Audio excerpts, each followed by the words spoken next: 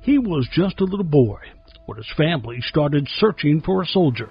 I contacted my mom, who's 92 years old, and asked her if she had any relatives or anyone, and she said yes. I had a first cousin, James Miller, who was killed in the war, and he's buried in Europe somewhere.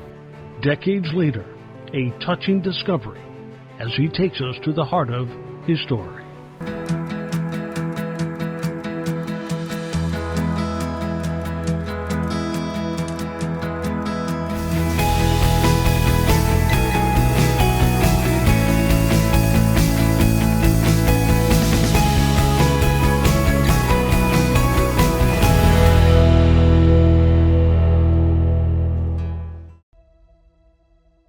Thousands of Americans have no idea where their loved ones are after World War II. So many names of the missing, far away from home. But also, so many with names that families have yet to connect with, to even know where to look. Randy Zobrist family is one of them. When did you find out that you had a relative that was killed in World War II? I was too young to remember it at the time, but I found out after my wife started working at the Veterans Outreach Center, and the trip that you folks had coming up, and that I contacted my mom, who's 92 years old, and asked her if she had any relatives or anyone, and she said yes. I had a first cousin, James Miller, who was killed in the war, and he's buried in Europe somewhere. That conversation led Randy to dig a little deeper, both into his childhood memories and into his father's old slides that had been sitting unseen for years. And he had like 600 of them from 1950 to 1970, so went through those and looking and found some pictures when I was a child traveling over there of some cemeteries. Traveling over there, looking for a connection to the past so long ago. As a little boy, the most vivid memories are from the journey to get there. So tell me about that trip. Do you remember that trip? Yes, because it was a very uncomfortable trip. My dad was in the Air Force, and so we got transferred over to England. In 1960, his grandparents came to visit, and a group of them headed off on their own version of a European vacation.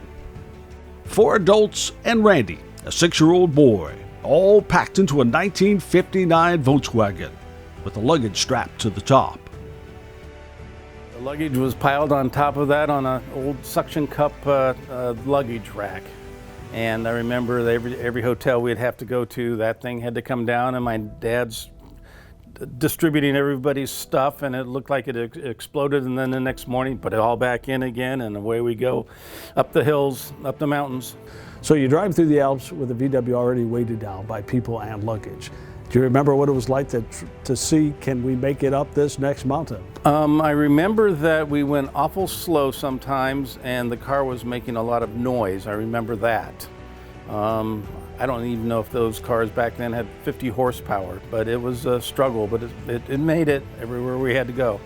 So when you got to the first cemetery, if you remember that moment, or those cemeteries that you visited, was there a real search there? I mean, was there or is it, we're here, let's kind of see if we can find someone? No, not really, because my mom didn't know where he may have been buried.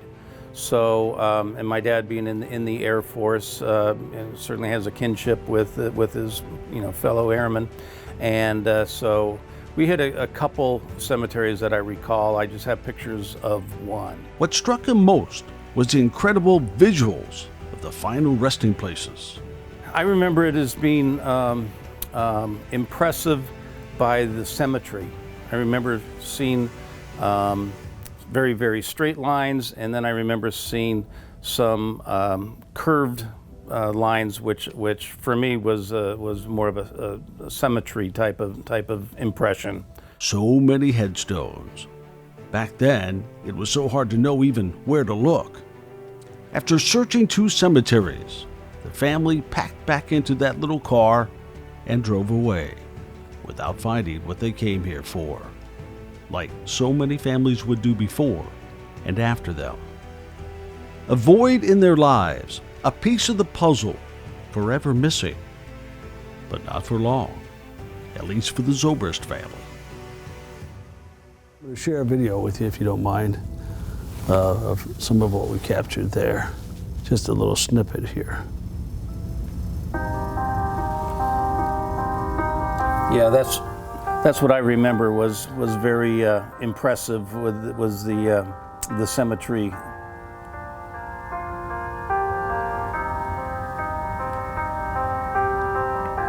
Today's our Battle Buddy Day, where we're going to look for a relative of one of our volunteers at the center. We're looking for James V. Miller. He was a private in the Army. He's buried on Plot H, row 10, grave 64. So we'll go ahead and go on down this way and then head on back to the back part of the cemetery and look for his grave. Today we're wearing our shirts Battle Buddies because of that. We're here to do exactly what a battle buddy means. Be there for them on and off the field, and we're here to help them today as they had looked for this grave for many, many years. Plot H, now we're looking for row 10. This is 93 here, so 92, okay.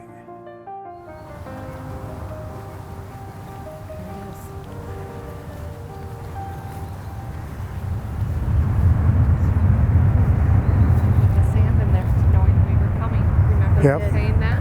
I'll be darned. They put Normandy sand. Right. This is the grave that they couldn't find over 50 years ago. James V. Miller, private, 194th Infantry, 17th Airborne Division, from Oregon, died January 4th, 1945.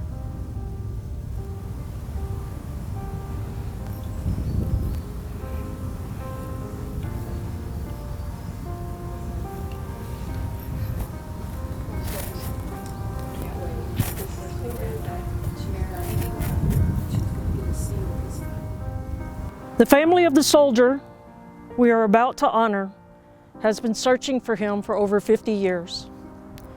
He has now been found.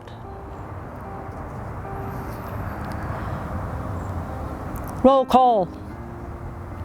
Colonel Graham. Present. Chief Arns. Present.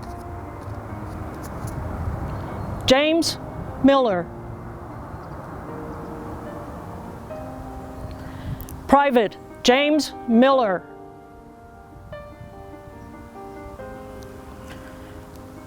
Private James V. Miller.